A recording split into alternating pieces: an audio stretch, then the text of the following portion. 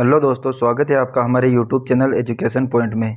तो आज हम आपके लिए लेके आए हैं विज्ञान से संबंधित एक बहुत ही महत्वपूर्ण क्लास, जिसमें हम बात करेंगे छठी से लगाकर 10वीं तक के एनसीईआरटी बेस पे जो क्वेश्चन आपके किसी भी प्रतियोगी परीक्षाओं में पूछे जाते हैं उनके बारे में डिस्कस करेंगे। तो चलो स्टार्ट करते हैं आज की क्लास को।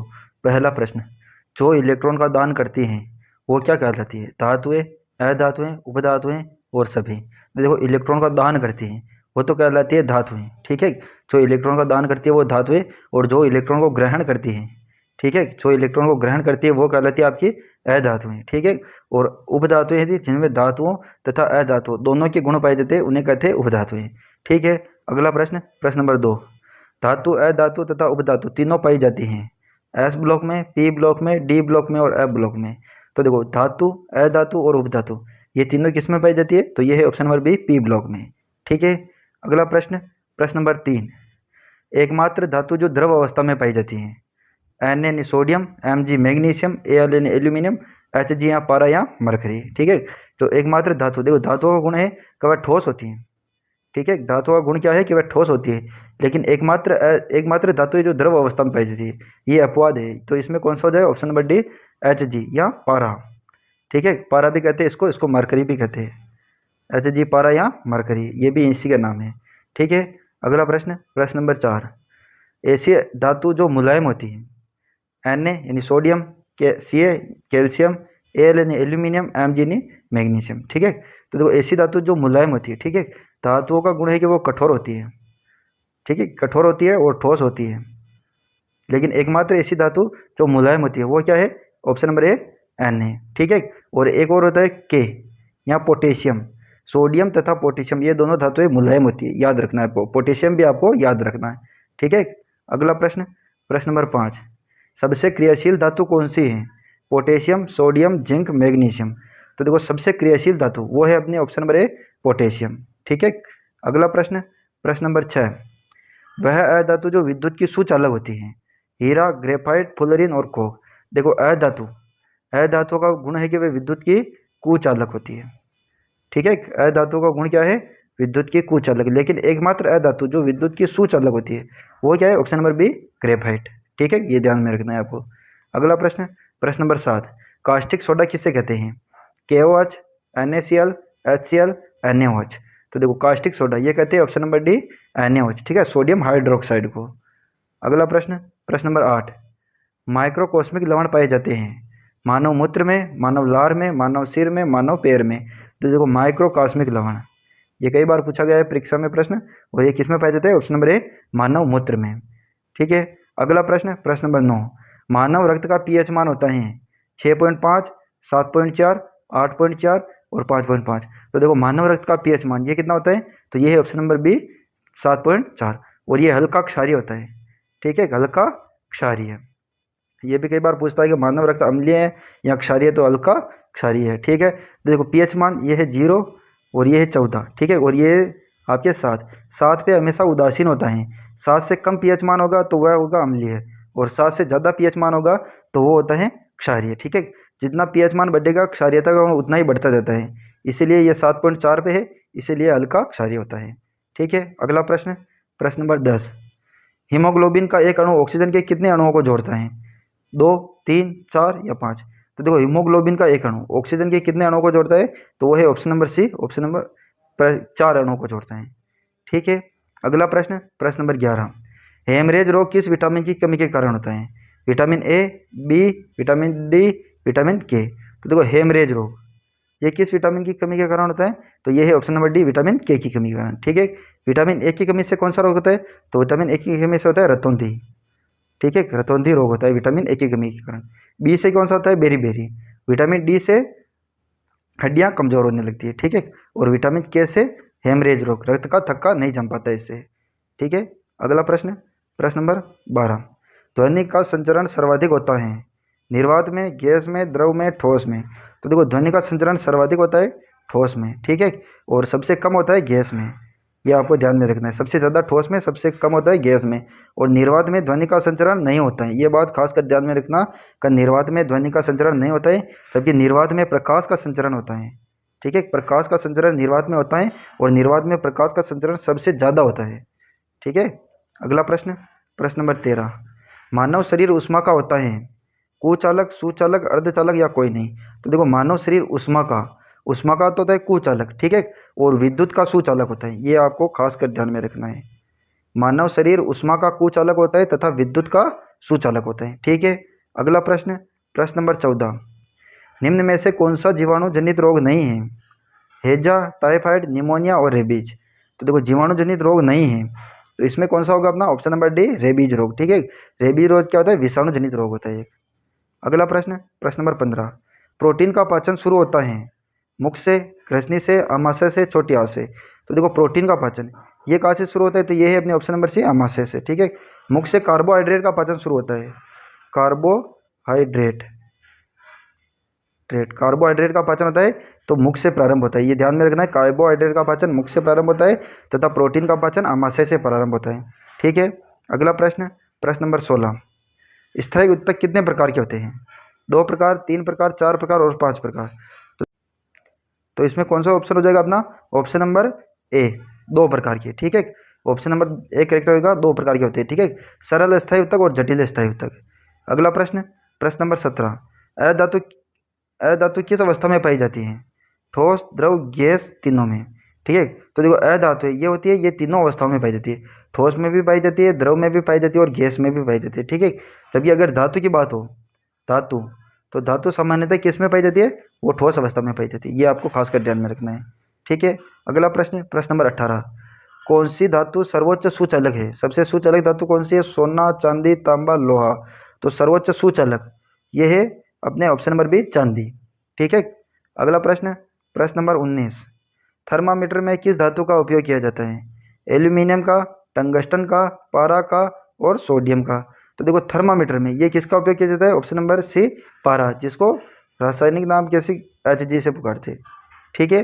अगला प्रश्न, प्रश्न नंबर 20, अधातु के ऑक्साइड होते हैं अम्लीय, क्षारीय, उदासीन तथा तीनों। तो देखो अधातु के ऑक्साइड होते हैं अम्लीय, ठीक है। और अगर धातु के ऑक्साइड या धात्विक धात्विक ऑक्साइड की बात करें, ठीक है, अगर धात्विक ऑक्साइड की बात करें तो वो होते हैं क्षारीय, ये आपको ध्यान में रखना है। धात्विक ऑक्साइड क्षारीय प्रकृति के होते हैं तथा अधातु के ऑक्साइड अम्लीय प्रकृति के होते हैं, ठीक है।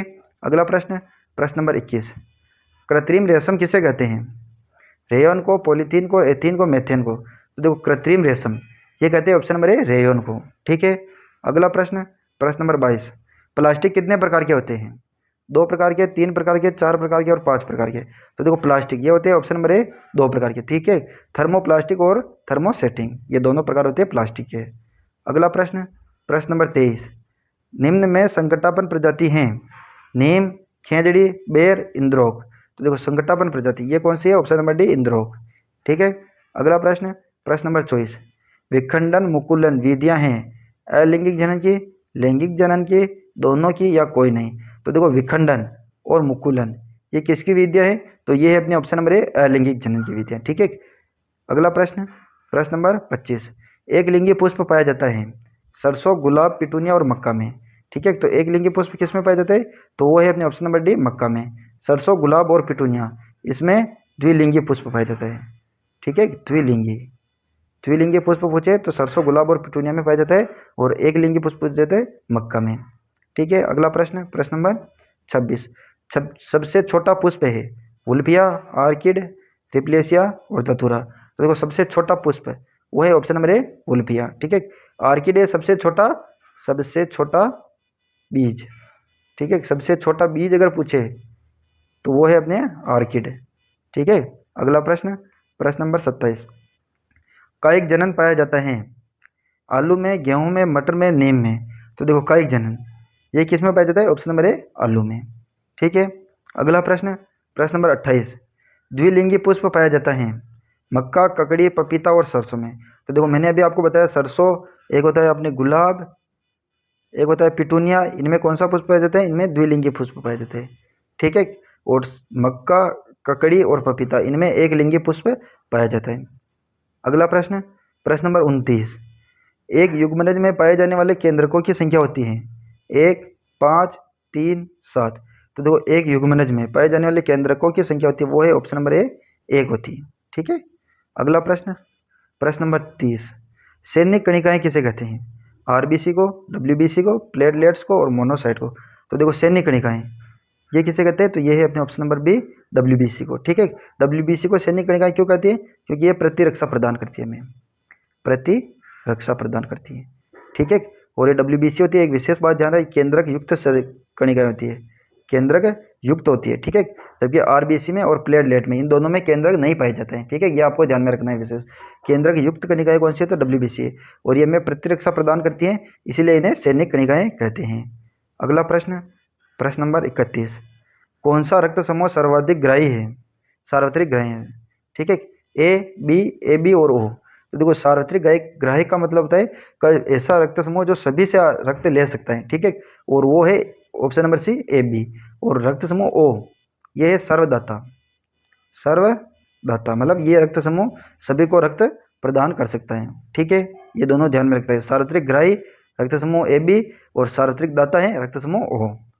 अगला प्रश्न, प्रश्न नंबर 32, मनुष्य शरीर का तापमान होता है 37 डिग्री सेल्सियस, 98.6 डिग्री फ़ारेनहाइट और 29 डिग्री र्यूमर और ये सभी।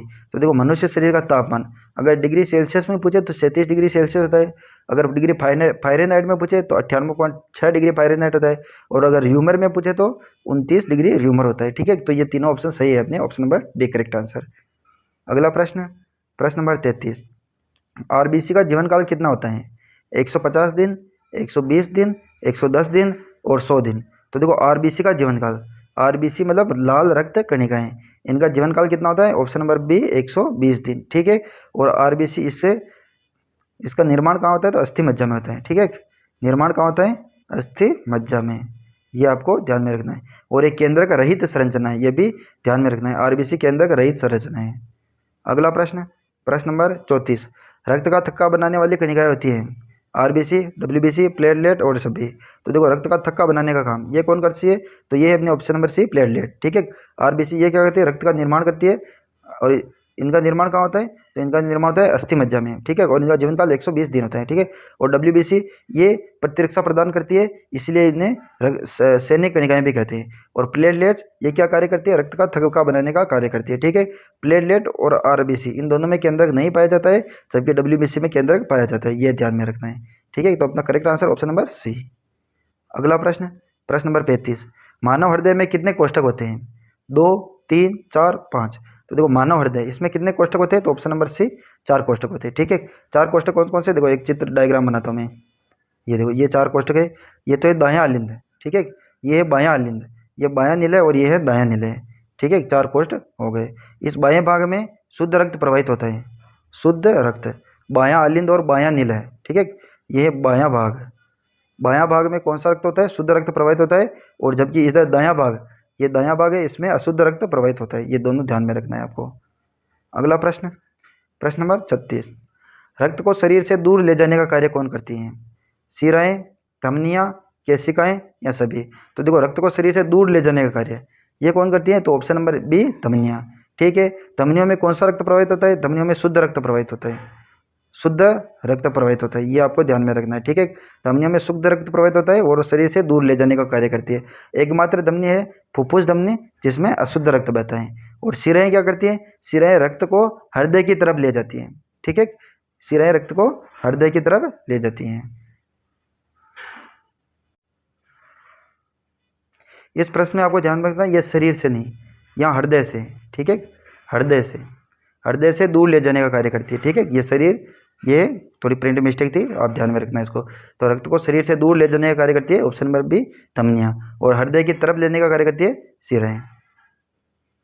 अगला प्रश्न, देखो रक्त प्लाज्मा में जल लगभग कितनी मात्रा होती है, 70%, 90%, 50% और 40%। तो देखो रक्त प्लाज्मा में रक्त के दो भाग होते हैं, एक तो होता है प्लाज्मा। ठीक है, एक तो होता है प्लाज्मा और एक होता है रक्त कणिकाएं, रक्त कणिकाएं, कणिकाएं। ठीक है, और रक्त प्लाज्मा में कितना प्रतिशत जल होता है, ऑप्शन नंबर बी 90%। ठीक है, और रक्त कणिकाएं 3 प्रकार की होती है, कौन कौन सी, आरबीसी, डब्ल्यूबीसी और प्लेटलेट, ये आपको ध्यान में रखना है। अगला प्रश्न, प्रश्न नंबर 38, निम्न में से कौन सा संक्रामक रोग नहीं है, टाइफाइड, हैजा, रेबीज और कैंसर। तो देखो संक्रामक रोग जो हवा, पानी आदि के द्वारा, हवा, पानी आदि के द्वारा जो एक व्यक्ति से दूसरे व्यक्ति में प्रवाहित होता है वो रोग होता है संक्रामक रोग। ठीक है, तो देखो इसमें कौन सा होगा, option number D cancer correct answer होगा। टाइफाइड, हैजा और रेबीज ये क्या होता है, संक्रामक रोग होता है। ठीक है, हवा पानी या संपर्क से आपस में एक व्यक्ति से दूसरे व्यक्ति में फैल जाते हैं ये रोग। अगला प्रश्न, प्रश्न नंबर 39, चेचक चेचक के टीके की खोज। ठीक है, यहाँ टीका है। चेचक के टीके की खोज किसने की, एडवर्ड जेनर ने, रॉबर्ट वांड्रा ने, रॉबर्ट ब्राउन ने और फ्लेमिंग ने। तो देखो चेचक के टीके की खोज किसने की, एडवर्ड जेनर ने। ठीक है, रॉबर्ट ब्राउन इसने केंद्र की खोज की थी और फ्लेमिंग इसने किसकी खोज की थी, इसने पेनिसिलिन की खोज की थी। बहुत इंपॉर्टेंट प्रश्न है, कई बार पूछा गया है। पेनिसिलिन, पेनिसिलिन इसकी खोज किसने की, तो पेनिसिलिन की खोज की अलेक्जेंडर फ्लेमिंग ने। ठीक है, अगला प्रश्न, प्रश्न नंबर 40, कार्य का अंतर्राष्ट्रीय मात्रक है वोट, एम्पियर, वोल्ट और जूल। तो देखो कार्य का अंतर्राष्ट्रीय मात्रक ये कौन सा है, option number D joule. Vote किसका मात्रक है, तो ये शक्ति का मात्रक है। ठीक है, ये किसका मात्रक है, शक्ति का मात्रक है। एम्पियर किसका मात्रक है, तो विद्युत धारा का मात्रक है, विद्युत धारा का मात्रक है। ठीक है, और ये वोल्ट किसका मात्रक है, तो ये विभव का मात्रक है, ये विभव का मात्रक। ठीक है, ये मात्रक भी आपको याद में रखना है क्योंकि ये बहुत ही महत्वपूर्ण है। शक्ति का मात्रक क्या है, वोट। विद्युत धारा का मात्रक क्या है, एम्पियर। विभव का मात्रक क्या है, वोल्ट। और कार्य का मात्रक क्या है, तो वो है जूल। ठीक है, अगला प्रश्न, प्रश्न नंबर 41, निम्न में से जीवाश्म में ईंधन नहीं है, जीवाश्म ईंधन नहीं है। ठीक है, पेट्रोल, डीजल, प्राकृतिक गैस और लकड़ी। तो देखो जीवाश्म ईंधन कौन सा नहीं है, ऑप्शन नंबर डी लकड़ी। पेट्रोल, डीजल और प्राकृतिक गैस ये तीनों जीवाश्म ईंधन है, जीवाश्म ईंधन, ये ध्यान में रखना है। ठीक है, अगला प्रश्न, प्रश्न number 42, 0 degree Celsius, 0 degree Celsius वायु में ध्वनि की चाल कितनी होती है, 231 मीटर पर सेकंड, 331 मीटर पर सेकंड, 360 मीटर पर सेकंड और 290 मीटर पर सेकंड। तो देखो 0 डिग्री सेल्सियस पर वायु में ध्वनि की चाल कितनी होती है, ऑप्शन नंबर बी 331 मीटर पर सेकंड। ठीक है, अगला प्रश्न, प्रश्न नंबर 43, अल्ट्रासोनोग्राफी में कौन सी ध्वनि तरंगे उपयोग में की जाती है, प्रस्रव्य तरंगे, श्रव्य तरंगे, अपश्रव्य तरंगे और तीनों। तो देखो अल्ट्रासोनोग्राफी, इसे साधारण बोलचाल में सोनोग्राफी के नाम से भी जाना जाता है। ठीक है, इसमें कौन सी ध्वनि तरंगे उत्पन्न की जाती है या उपयोग में की जाती है, तो यह ऑप्शन नंबर ए प्रस्रव्य तरंगे। ठीक है, प्रस्रव्य तरंगे इसमें करेक्ट आंसर होगा। और जो श्रव्य तरंगे जो 20 हर्ट्ज से 20,000 हर्ट्ज, ये जो तरंगे होती है ये होती है श्रव्य। और 20 हर्ट्ज से कम, 20 हर्ट्ज से कम की तरंगों को कहते हैं अपश्रव्य तरंगे। और 20,000 या 20 kWh, किलो हर्ट्ज, इससे अधिक आवृत्ति की जो तरंगे होती है उन्हें कहते हैं प्रस्रव्य तरंगे। ठीक है, प्रस्रव्य तरंगों का उपयोग सोनार नामक उपकरण में भी किया जाता है जो जल में स्थित पिंडों की दिशा, दूरी या चाल ज्ञात करने में उपयोगी होता है। ठीक है, ये भी ध्यान में रखना है। अगला प्रश्न, प्रश्न नंबर 44, विद्युत धारा के चुंबकीय प्रभाव की खोज किसने की, ओरस्टेड ने, विलियमसन ने, गैलीलियो ने, ब्राउन ने। तो देखो विद्युत धारा का चुंबकीय प्रभाव इसकी खोज किसने की, ऑप्शन नंबर ए ओरस्टेड ने। ठीक है, अगला प्रश्न, प्रश्न नंबर 45, खगोलीय पिंडों के मध्य दूरी को मापा जाता है मीटर से, पास्कल से, प्रकाश वर्ष में और एटमॉस्फेयर में। तो देखो खगोलीय पिंडों के मध्य की दूरी, ठीक है, खगोलीय पिंड इनकी मध्य की दूरी किस में मापा जाता है, ऑप्शन नंबर सी प्रकाश वर्ष में। ठीक है, ये पास्कल किसका मात्रक है, तो ये दाब का मात्रक, दाब का मात्रक, दाब का असही मात्रक। ठीक है, ये होता है पास्कल। और एटमॉस्फेयर ये है वायुमंडलीय दाब का मात्रक, ये भी आपको ध्यान में रखना है। अगला प्रश्न, प्रश्न नंबर 46, किस ग्रह को लाल ग्रह भी कहते हैं, पृथ्वी, शुक्र, बुध या मंगल। तो देखो लाल ग्रह ये किसे कहते हैं, तो ये है अपने ऑप्शन नंबर डी मंगल ग्रह। ठीक है, इसमें मंगल ग्रह पर 16% लोहा ऑक्साइड, ये ध्यान में रखना है, लोहा ऑक्साइड, लोहा ऑक्साइड के कारण अगर 16% लोहा ऑक्साइड पाया जाता है, इसी कारण इसे लाल ग्रह कहते हैं। ठीक है, अगला प्रश्न, प्रश्न नंबर 47, किस ग्रह की घूर्णन दिशा पूरब से पश्चिम है। देखो ग्रहों की घूर्णन दिशा नॉर्मली सभी की घूर्णन दिशा पश्चिम से पूर्व की होती है। ठीक है, लेकिन दो ग्रह ऐसे हैं जिनकी दिशा पूरब से पश्चिम है, तो वो कौन से, ऑप्शन नंबर बुध, मंगल, शुक्र और पृथ्वी। तो इसमें कौन सा करेक्ट आंसर होगा, ऑप्शन नंबर सी शुक्र। शुक्र और एक और ग्रह है अरुण, ये भी ध्यान में रखना है। ठीक है, शुक्र व अरुण ये दोनों ग्रह ऐसे हैं जिनकी दिशा होती है पूरब से पश्चिम, बाकी सभी ग्रहों की घूर्णन दिशा होती है वो होती है पश्चिम से पूरब की ओर होती है। ठीक है, इन दोनों की पूरब से पश्चिम होती है, ये ध्यान में रखना है, शुक्र और अरुण। ठीक है, अगला प्रश्न, प्रश्न नंबर 48, सौर मंडल का सबसे दूरस्थ ग्रह है बुध, शनि, मंगल, वरुण। तो देखो सौर मंडल का सबसे दूरस्थ ग्रह ये कौन सा है, तो ये है अपने ऑप्शन नंबर डी वरुण। ठीक है, और सौर मंडल का सबसे निकटतम ग्रह है, निकटतम ग्रह वो कौन सा है, तो वो है बुध। ठीक है, सबसे निकटतम है बुध और सबसे दूर है वरुण। ठीक है। अगला प्रश्न, प्रश्न नंबर 49, निम्न में से कौन सा सूर्य का ग्रह नहीं है? पृथ्वी, बुध, मंगल, चंद्रमा। तो देखो सूर्य का ग्रह कौन सा नहीं है, तो वो है अपने ऑप्शन नंबर डी चंद्रमा। चंद्रमा किसका? पृथ्वी का प्राकृतिक उपग्रह है। पृथ्वी का प्राकृतिक उपग्रह है चंद्रमा। ठीक है। पृथ्वी, बुध, मंगल ये तीनों ग्रह हैं। अगला प्रश्न, प्रश्न नंबर 50, भू स्थिर उपग्रह पृथ्वी से कितनी ऊंचाई पर स्थित होता है? 30,000 किलोमीटर की, 36,000 किलोमीटर की, 40,000 और 45,000 किलोमीटर। ठीक है। तो भू स्थिर उपग्रह ये पृथ्वी से कितनी ऊंचाई पर स्थित होते हैं? तो ऑप्शन नंबर बी 36,000 किलोमीटर ऊंचाई पर। ठीक है। अगला प्रश्न, प्रश्न नंबर 51, सूर्य का सबसे निकटतम ग्रह है बुध, शुक्र, मंगल और वरुण। तो सूर्य का सबसे निकटतम ग्रह ये कौन सा है? तो ऑप्शन नंबर ए बुध। ठीक है। और सबसे दूर ये मैंने अभी आपको बताया, सबसे दूर ग्रह है वरुण। ठीक है। अगला प्रश्न, प्रश्न नंबर 52, भोर का तारा या सांझ का तारा ये कहा जाता है? या एक तो सांझ का तारा और एक है भोर का तारा। ये किन ग्रहों को कहते हैं? शुक्र, मंगल, पृथ्वी और वरुण। तो देखो ये कहते हैं ऑप्शन नंबर ए शुक्र ग्रह को। ठीक है। मंगल ग्रह को क्या कहते हैं? लाल ग्रह। ये प्रश्न कई बार पूछा गया एग्जाम में, का मंगल ग्रह को कौन सा ग्रह कहते हैं या लाल ग्रह किसे कहते हैं? तो वो है अपने ऑप्शन नंबर बी मंगल ग्रह। ठीक है। और इसमें 16% लो ऑक्साइड पाया जाता है, जिसके कारण इसके लाल ग्रह कहते हैं। और पृथ्वी को नीला ग्रह, नीला ग्रह। ठीक है। नीला ग्रह किसे कहते हैं? वो तो पृथ्वी को। ठीक है। और सूर्य के सबसे दूर ग्रह कौन सा है? तो वो है वरुण ग्रह। अगला प्रश्न, प्रश्न नंबर 53, अरुण ग्रह की खोज किसने की? निक्सन ने, विलियम हर्शेल ने, ओरस्टीन ने, रॉबर्ट ब्राउन ने। तो देखो अरुण ग्रह इसकी खोज किसने की? Option number B William Herschel ने। ठीक है। अरुण ग्रह के बारे में मैंने अभी आपको बताया कि इसकी घूर्णन दिशा कौन सी होती है? पूरब से पश्चिम। ये ध्यान में रखना है। ठीक है। पूरब से पश्चिम घूर्णन दिशा होती है अरुण की। और एक और ग्रह होता है शुक्र ग्रह। ये आपको विशेष ध्यान में रखना है, कई बार परीक्षाओं में ये प्रश्न पूछा गया है। अगला प्रश्न, प्रश्न नंबर 54, पृथ्वी का पलायन वेग होता है 11.2 किलोमीटर पर सेकंड, 11.2 किलोमीटर पर घंटा, 10.2 किलोमीटर पर सेकंड और 10.2 किलोमीटर प्रति घंटा। तो देखो पलायन वेग ये किसे कहते हैं? तो ऐसा वेग जिससे जिससे अधिक तेजी से अगर किसी वस्तु को हम फेंकते हैं ऊपर की ओर, तो वो पृथ्वी का जो गुरुत्वीय क्षेत्र है उसको पार कर जाती है। ठीक है। और वो वापस कभी भी पृथ्वी पर लौटकर नहीं आती है। तो इसका पलायन वेग कितना होगा? पृथ्वी का 11.2 किलोमीटर पर सेकंड। अगर किसी वस्तु को हम 11.2 किलोमीटर पर सेकंड की रफ्तार से अधिक तेजी से फेंके तो वो अपने पृथ्वी पर वापस लौटकर नहीं आती है। ठीक है। अगला प्रश्न, प्रश्न नंबर 55, भारत द्वारा प्रथम कृत्रिम उपग्रह कब भेजा गया? 1975 में, 1980 में, 1985 में, 1990 में। तो देखो भारत द्वारा प्रथम कृत्रिम उपग्रह ये कब भेजा गया? ऑप्शन नंबर ए 1975 में। और प्रथम कृत्रिम उपग्रह कौन सा था? तो ये था आर्यभट्ट। आर्यभट्ट। ठीक है। भारत द्वारा भेजा गया प्रथम कृत्रिम उपग्रह कौन सा था? आर्यभट्ट था। और कब भेजा गया? 1975 में भेजा गया। दोनों बातों को विशेष ध्यान रखना है। अगला प्रश्न, प्रश्न नंबर 56, भारतीय अंतरिक्ष कार्यक्रम को प्रारंभ करने का श्रेय किसे दिया? V A Sarabhai, Vikram, Ambalal Sarabhai, Salim Ali, C V Raman, APJ Abdul Kalam. तो देखो भारतीय अंतरिक्ष कार्यक्रम को प्रारंभ करने का श्रेय दिया गया अपने option number A Vikram Ambalal Sarabhai को। ठीक है। सलीम अली इसे क्या कहते हैं? इसे बर्डमैन भी कहते हैं। यह प्रश्न भी कई बार पूछा गया है, बर्डमैन। बर्डमैन के नाम से कौन जाता जाता है? सलीम अली। सी वी रमन, इसने रमन प्रभाव की खोज की थी और इसी के उपलक्ष्य में 28 फरवरी को क्या मनाया जाता है?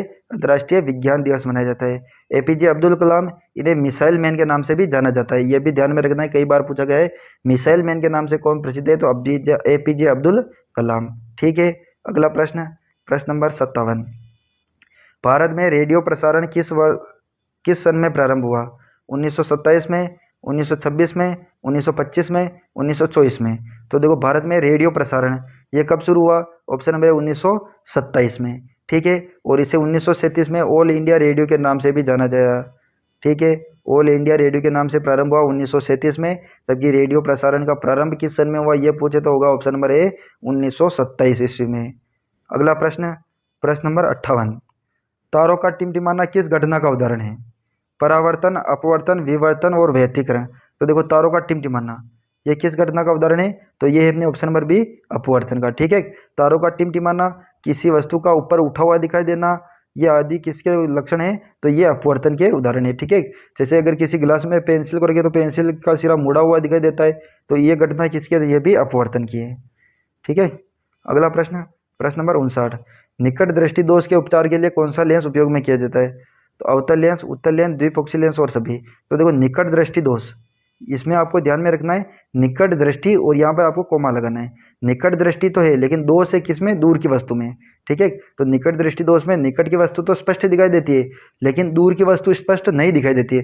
जैसे ये आपके मानव नेत्र है, तो इससे जो प्रतिबिंब आता है ये रेटिना से, ये रेटिना है यहाँ पे, तो इस रेटिना से पहले ही प्रतिबिंब बन जाते हैं। ठीक है, तो ये प्रतिबिंब या किरणों को फैलाने का कार्य कौन करेगा? यहाँ पे यहाँ अवतल लेंस करेगा। ठीक है, तो इसमें कौन सा लेंस उपयोग किया जाता है? अवतल लेंस, ऑप्शन नंबर ए। और अगर दूर दृष्टि दोष के उपचार के लिए कौन सा लेंस उपयोग है? तो वो है उत्तल लेंस। ठीक है, अगला प्रश्न, प्रश्न नंबर 60, मानव नेत्र में कौन सा लेंस पाया जाता है? उत्तल लेंस, अवतल लेंस, द्विपक्षीय लेंस और कोई नहीं। तो देखो मानव नेत्र में कौन सा लेंस पाया जाता है? मानव नेत्र के अंदर उत्तल लेंस पाया जाता है, विशेषकर ध्यान में रखना है इसको। अगला प्रश्न, प्रश्न नंबर 61, भोपाल गैस कांड कब हुआ? 3 दिसंबर 1984 को, 3 मई 1984 को, 3 जून 1984 को, 3 अप्रैल 1984 को। तो देखो भोपाल गैस कांड ये कब हुआ? ऑप्शन नंबर ए 3 दिसंबर 1900। तो एयर,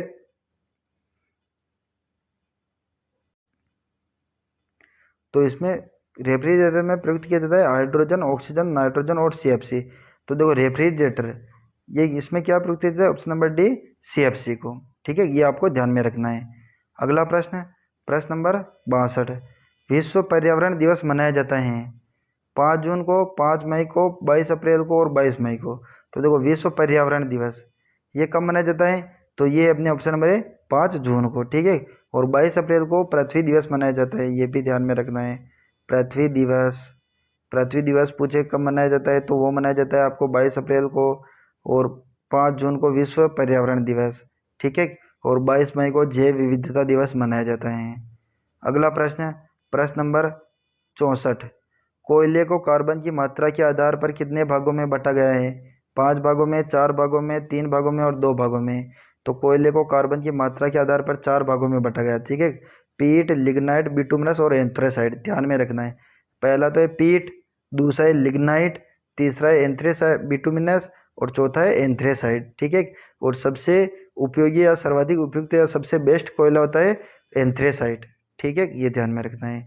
अगला प्रश्न, प्रश्न नंबर 65, संपीड़ित प्राकृतिक गैस का प्रमुख घटक है? संपीड़ित प्राकृतिक गैस यानी सीएनजी। सीएनजी का प्रमुख घटक कौन सा है? मेथेन, एथेन, प्रोपेन और पेंटेन। तो देखो सीएनजी का प्रमुख घटक है ऑप्शन नंबर है मेथेन। अगला प्रश्न, प्रश्न नंबर 66, हाथी दांत किसका रूपांतरण होते हैं? कृतनक, रदनक, अग्रचवर्णक, चवर्णक। तो देखो हाथी दांत ये किसका रूपांतरण होता है? तो ये होते हैं कृतनक। जो हाथी के बाहर जो दांत दिखाई देते हैं वो कृतनक धातु का रूपांतरण होते हैं। रदनक धातु में ध्यान में रखना है कि चीरने फाड़ने का काम करते हैं, चीरने फाड़ने का काम करते हैं। ठीक है, ये ध्यान में रखना है। तो ये मांसाहारी पशुओं में कौन से दांत सबसे ज़्यादा विकसित होते हैं? तो वो होते हैं रदनक दांत। ठीक है, ये बात विशेष ध्यान में रखना है कि मांसाहारी पशुओं में कौन से या मांसाहारी जानवरों में कौन से दांत विकसित होते हैं? तो रदनक। और चूहों में जो कुतरने की प्रवृत्ति होती है वो इन कर्तनक दांतों के कारण होती है। ठीक है, चूहों में जो कर्तनक दांत होते हैं वो लगातार बढ़ते रहते हैं और उनके दांतों को घिसने के लिए चूहों में कुतरने की प्रवृत्ति पाई जाती है। ठीक है, और अगला प्रश्न, प्रश्न नंबर 67, मानव आमाशय में कौन सा अम्ल पाया जाता है? हाइड्रोक्लोरिक अम्ल, सल्फ्यूरिक अम्ल, नाइट्रिक अम्ल, कार्बोनिक अम्ल। तो देखो आमाशय में ये कौन सा अम्ल पाया जाता है? HCl अम्ल। ठीक है, इसी कारण आमाशय की प्रवृत्ति क्या होती है? अम्लीय प्रकृति का होता है अम्ल। आमाशय में अम्लीय प्रवृत्ति होती है। ठीक है, और कभी कभी जो HCl है इसकी मात्रा बढ़ने लग जाती है आमाशय में जिससे हमें एसिडिटी होने लग जाती है। ठीक है, अगला प्रश्न, प्रश्न नंबर 68, मानव में दूध के दांतों की संख्या है 32, 28, 25 और 20। तो मानव में दूध के दांत, ठीक है, ये कितने होते हैं? Option number D 20।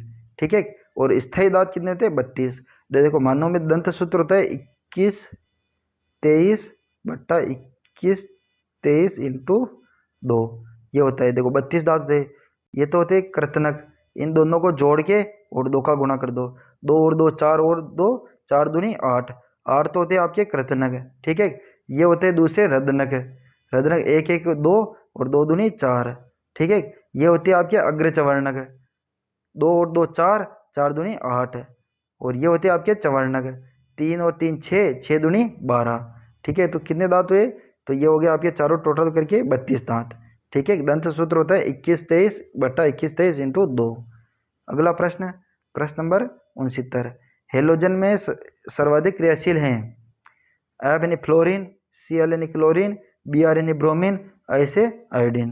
देखो हेलोजन में सर्वाधिक क्रियाशील ये कौन सा है, तो ये है ऑप्शन नंबर ए फ्लोरीन, ठीक है। फ्लोरीन सर्वाधिक क्रियाशील है, ठीक है। और सब सर्वाधिक विद्युत ऋणात्मकता भी किसकी है, फ्लोरीन की। ये भी ध्यान में, कभी कभी सर्वाधिक क्रियाशील नहीं पहुंच के सर्वाधिक विद्युत ऋणात्मकता भी पहुंच लेता है। अगला प्रश्न, प्रश्न नंबर 70। रसोई गैस के बर्तनों के हैंडल बनाने में सबसे उपयुक्त पदार्थ है पॉलीथीन, पीवीसी, नायलॉन, बेकेलाइट। तो देखो रसोई करके जो हैंडल बनाते हैं बर्तनों के, वो किसके बनाते हैं, वो ऑप्शन नंबर डी बेकेलाइट के, ठीक है। अगला प्रश्न, प्रश्न नंबर 71। अम्ल नीले लिटमस पत्र को करता है पीला, नीला, काला और लाल। तो देखो नीले लिटमस पत्र को क्या करते हैं, लाल। देखो इसमें कई बार कंफ्यूजन होता है लाल लिटमस कौन सा है, नीला कौन सा है।